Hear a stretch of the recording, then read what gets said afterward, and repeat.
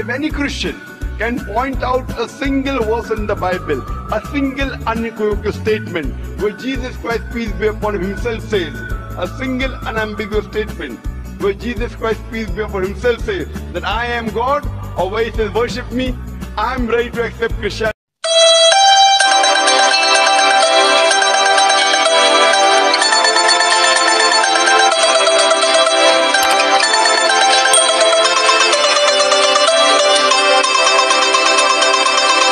Salam sahabat Golden Gate Channel yang dikasih Tuhan, puji nama Tuhan. Saya bersyukur dan bersuka cita kembali bisa menyapa sahabat terkasih dalam kasih dan anugerah Tuhan. Sahabat terkasih, saya selalu berharap dan berdoa agar sahabat senantiasa dalam keadaan baik dan sehat dan senantiasa diberkati oleh Tuhan. Iya sahabat, saat ini kita akan membahas pernyataan Zakir Naik yang mengatakan bahwa apakah Yesus mengakui dirinya sebagai Tuhan. Iya saudara yang kasih Tuhan, mari kita akan melihat tanggapan yang akan disampaikan oleh hambanya Dr. Bambang Nurseno. Mari kita akan saksikan videonya bersama-sama. Tokoh yang namanya Zakir Naik sekarang sudah mulai turun, bukan naik lagi.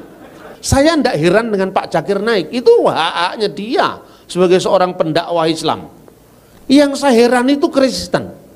Kenapa Kristen kok ya bisa terpengaruh hanya orang yang mutunya serendah ini, heran saya. Loh, saya ngomong gini kan boleh toh? Saya mau di audien Kristen kok. Memang untuk ukuran saya dia rendah mutunya. Kemana-mana ngomong cuman lancar bahasa Inggris. Yesus tidak bicara bahasa Inggris kok. Benar apa tidak? Dia tidak mau ngomong sepotong pun kata Ibrani, Aramaik, Yunani. Kok Anda percaya coba? Artinya apa? Ketika kita bicara tentang Pangeran Diponegoro, Anda pakai bahasa Jerman yang tidak sah. Diponegoro ngerti bahasa Jerman. Anda mesti bahasa Jawa zamannya Diponegoro, kan gitu kan? Secara budaya juga seperti itu.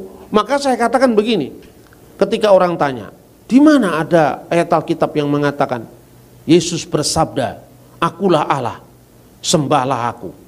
Gak ada kan? Gak ada. Kristen langsung bingung. Waktu bingung, siapa yang maju ke depan mendapatkan hidayah? Ini kan parah sekali. Lalu saya jawab gini, oh ngono kamu gak bisa jawab sih. Gampang sekali itu, kamu tanya balik. Di mana dalam ayat Alkitab dikatakan Yesus bersabda, aku bukan Allah, jangan sembah aku. Tidak ada Pak, berarti Yesus Allah, tidak ada. Oh nggak cukup itu, ya itu juga nggak cukup satunya. Pertama dilihat secara budaya dulu. Kebiasaan orang Yahudi itu jangankan kok sampai menyebut nama Tuhan. Tidak boleh itu. Itu lason hara. Lidah jahat menyebut nama tetragrammaton itu bagi orang Yahudi. Ya makanya kalau orang Yahudi ada kata-kata ZHWH itu mesti dibaca Hashem atau Adonai. Ya kan, coba Anda lihat di YouTube itu kan banyak reciting the Shema in Hebrew, kan ketemu. Anda tidak hanya ketemu dengan bahasa Ibrani model orang Eropa yang orang-orang Askenazim, Shema Yisrael Adonai Eloheinu Adonai Echad. Ini kan gaya-gaya Askenazim yang dari Eropa. Tapi gaya-gaya orang Yahudi yang di Yaman, orang Yahudi yang di timur itu, ya, Sephardim yang di Spanyol itu kan bacaannya lebih meliuk-liuk. Shema Yisrael Adonai Eloheinu Adonai Echad. Adonai Eloheinu Adonai Echad ini jauh sebelum kulhu Allahu Ahad. Itu suwe iki. Bukan hanya kulhu Allahu Ahad, itu kan zaman abad ke-7. Adonai Echad itu jauh, zaman Musa sudah ada itu. Gitu loh. Jadi pertanyaan itu menunjukkan bahwa dia awam. Jadi tidak ada orang mengucapkan kata sayalah Adonai, ini tidak mungkin. Sayalah Yahweh, itu tidak mungkin. Tapi ketika Yesus ditanya, Yesus bersabda di dalam Injil Yohanes pasal 8 ayat 56 dan seterusnya 58 ya. Abraham bersukacita, dia telah melihat hariku. Hariku, apa yang disebut hariku di sini? Hariku ini sebenarnya Yom HaMoshiach, hari Sang Mesias. Karena kepada Abraham itu kan Tuhan menjanjikan, kamu akan menjadi bangsa yang besar. namamu akan masyhur. Kamu akan menjadi berkat. Siapa yang memberkati engkau akan diberkati, siapa yang mengutuk engkau akan dikutuk. Tapi berkat yang terakhir, olehmu semua kaum di muka bumi akan mendapatkan berkat. Berkat ini diulang lagi ketika Abraham disuruh mempersembahkan Ishak putranya. Diulang lagi kepada Ishak putranya Abraham. Diulang lagi kepada Yakub cucunya Abraham. Semua kaum di muka bumi akan mendapatkan berkat. Itu diberikan kepada Abraham, kepada Ishak, kepada Yakub. Itulah sebabnya orang Yahudi kalau berdoa tidak pernah mengatakan Elohe Abraham, Elohe Ismail, Elohe Yakub, nggak pernah. Yang ada cuman Baruch atah Adonai Elohenu, Elohe Abraham, Elohe Yitzhak, Elohe Yakub. Bukan berarti Tuhan tidak sayang sama Ismail, tapi Ismail tidak termasuk di dalam messianic blessing, tidak termasuk dalam jalur messianik itu. Makanya berkatnya, doanya Allah Abraham, Ishak dan Yakub gitu loh. Abraham melihat hariku, artinya apa? Hari penentuan di mana olehmu semua kaum di muka bumi akan mendapatkan berkat, itu sudah dilihat oleh Abraham. Abraham bersuka melihatnya. Orang Yahudi tidak paham ini kan? Dan dia mengatakan apa? Umurmu belum sampai 50 tahun. Bagaimana kamu bisa mengatakan hal itu? Tapi Yesus bersabda, sabdanya demikian. Amin, amin, 2 kali diulang kata amin. Semua nabi bicara aminnya selalu bagian belakang. Hanya Yesus yang selalu mengawali sabdanya dengan amin, amin. Dan kata ho amin itu menjadi gelar Yesus dalam Wahyu pasal 3 ayat 14. Amin, amin lego humin. Sesungguhnya aku berkata kepadamu, prin Avram ginistai ego eimi. Sebelum Abraham jadi, ego eimi, aku ada. Aku ada ini petunjuk kepada nama tetragramaton tadi, ego eimi hoon. Akulah dia sang maha ada. Aku adalah aku. Eyeh asyur eyeh itu diterjemahkan dalam bahasa Yunani Alkitab Septuaginta ego eimi hoon. Dalam kitab Nabi Yesaya seringkali Tuhan berkata anihu, akulah dia. Terus orang-orang Yuditarian ngomong begini, dan itu yang menjadi bacaannya mungkin Zakir Naik. Di mana ada kata akulah dia diartikan harus akulah Tuhan? Akulah dia pokok anggur, akulah semua juga akulah dia itu. Akulah jalan, ego eimi hodos, akulah jalan. Tapi konteksnya ketika Yesus mengatakan ego eimi, dia mau dirajam batu. Kenapa mau dirajam batu? Karena orang yang menghujat Allah, yang menyamakan diri dengan Allah akan dirajam batu gitu kan. Jadi kalau membaca Alkitab tidak cukup dengan teks, tidak cukup dengan interteks, tapi juga dengan konteks secara keseluruhan. Di sini perlunya kita belajar studi sejarah, studi tentang arkeologi Alkitab. Jadi pertanyaannya, ketika kemudian Yesus bangkit di antara orang mati, Thomas melihat bukti luka yang ada di tangannya, apa katanya? Ya Tuhanku dan Allahku. Apakah Yesus menolak penyembahan Thomas? Tidak, dia menerima. Berarti Yesus ya my Lord and my God. Yesus itu adalah Tuhan dan Allah. Tinggal pertanyaannya, dalam konteks apa Yesus disebut Tuhan, dalam konteks apa Yesus disebut Allah. Gampang sekali jawabannya. Sekarang pertanyaan, Yesus disebut Allah. Itu maknanya Divine of Jesus Christ, the Godhead of Jesus Christ, Lahutiyah al-Masih. Apa artinya God? Apa artinya Elohim? Apa artinya Al-Ilah? Allah. Itu artinya sembahan.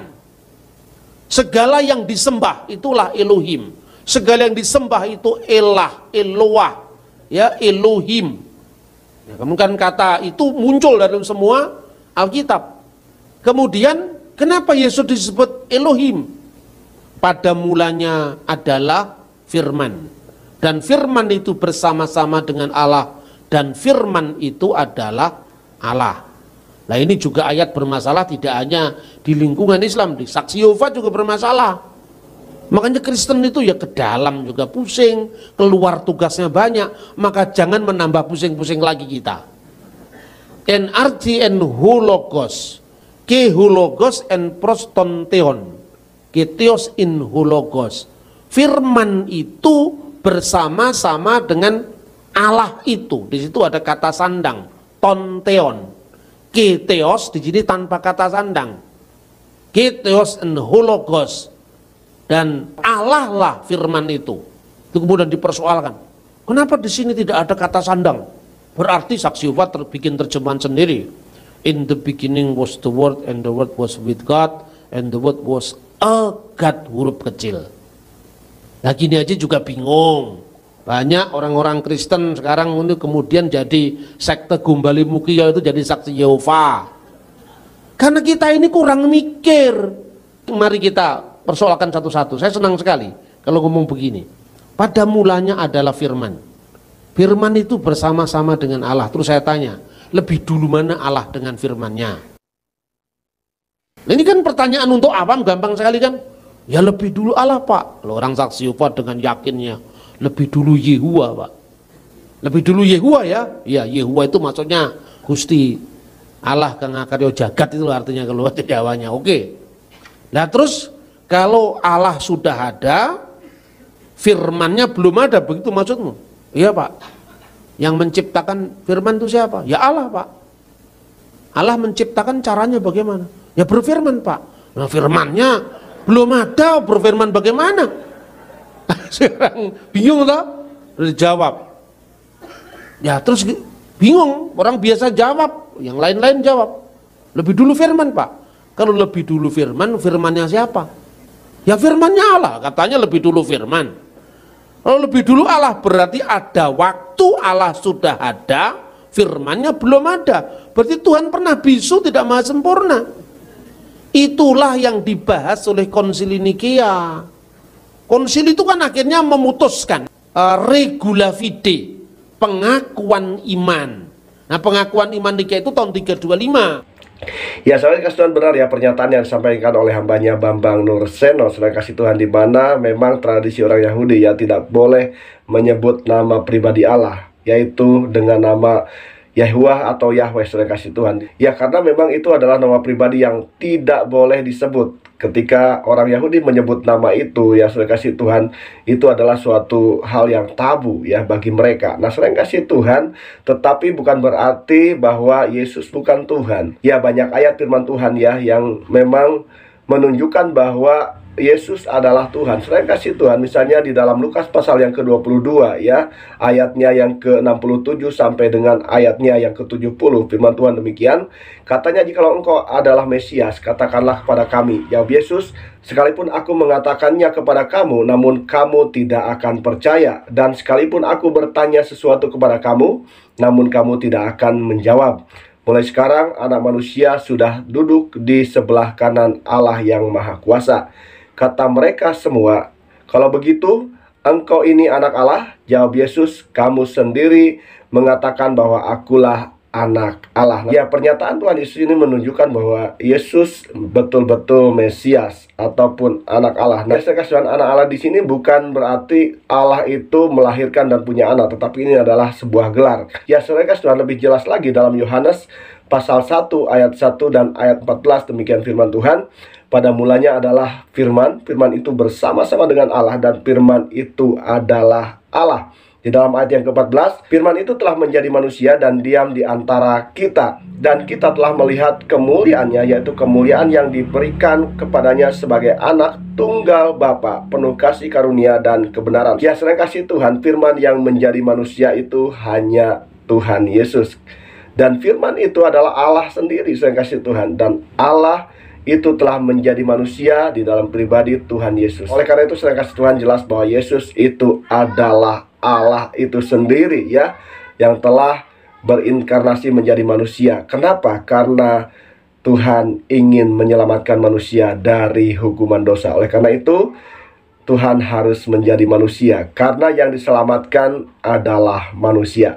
Ya, demikian saudara kasih Tuhan ya, yang menunjukkan bahwa Yesus betul-betul adalah Tuhan. Ya, karena itu saudara kasih Tuhan, pernyataan Bambang Nursena betul saudara kasih Tuhan ya, bahwa ilmunya Zakir Naik itu belum ada apa-apanya, karena dia hanya berkata kata omongan kosong saudara kasih Tuhan, tetapi dia tidak mengerti latar belakang, tidak mengerti bahasa asli dan lain sebagainya. Ya saudara yang kasih Tuhan, demikian pembahasan yang disampaikan. Kiranya menjadi berkat. Jikalau sahabat diberkati, tinggalkan komentar di kolom komentar, berikan masukan dan juga saran. Dan kiranya channel ini boleh semakin berkembang dan nama Tuhan dipermuliakan. Terima kasih sahabat, Tuhan Yesus memberkati kita sekalian. Haleluya.